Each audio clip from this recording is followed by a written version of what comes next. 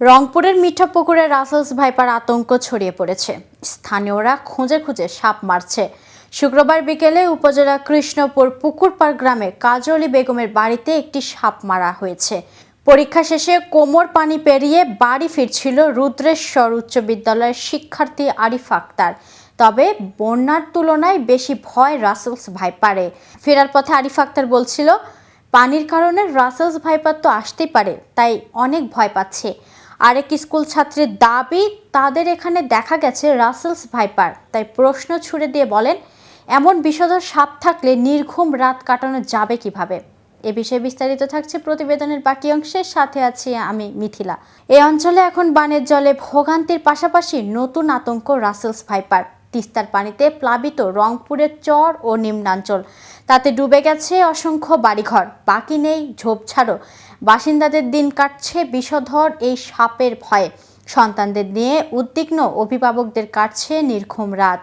সাথে রয়েছে পানিবাহিত রোগ আর বিষাক্ত পোকামাকড়ের আতঙ্ক। কৃষ্ণপুর গ্রামের বাসিন্দা লিমন মিয়া জানান, শোয়ার ঘরে সাপ ঢুকেছে বলে গৃহিণীরা চিৎকার করছিলেন। এ সময় লিমন সহ কয়েকজন ছুটে যান। খোঁজাখুঁজি করে কাজলী বেগমের বাড়িতে একটি সাপ দেখতে পেল।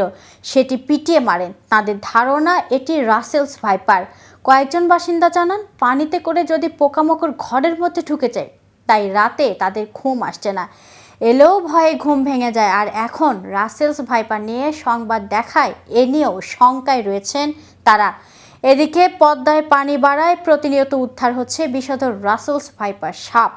আতঙ্কে বিস্তীর্ণ চরে আবাদ করা শত শত বিঘা জমির ফসল ডুবলেও কৃষক ধান কাটার শ্রমিক পাচ্ছেন না।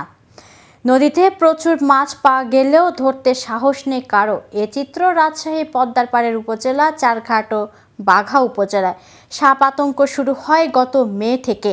ওই দিন রাজশাহী বিশ্ববিদ্যালয়ের শিক্ষার্থী শাকিনুর রহমান সাব্বির সন্ধ্যায় বন্ধুদের সঙ্গে চারঘাটের মুক্তারপুর এলাকায় আড্ডা দিচ্ছিলেন। এ সময় বালুর ভেতর থেকে রাসেলস ভাইপার বের হয়ে তাকে দংশন করে। তাৎক্ষণিক রাজশাহী মেডিকেল কলেজ হাসপাতালে নেওয়া হলে আইসিইউতে তার মৃত্যু হয়। আজ এ পর্যন্ত। এতক্ষণ সাথে থাকার জন্য ধন্যবাদ। নিত্য নতুন সংবাদের আপডেট পেতে ডেইলি উষার বাণীর সাথেই থাকুন। ধন্যবাদ।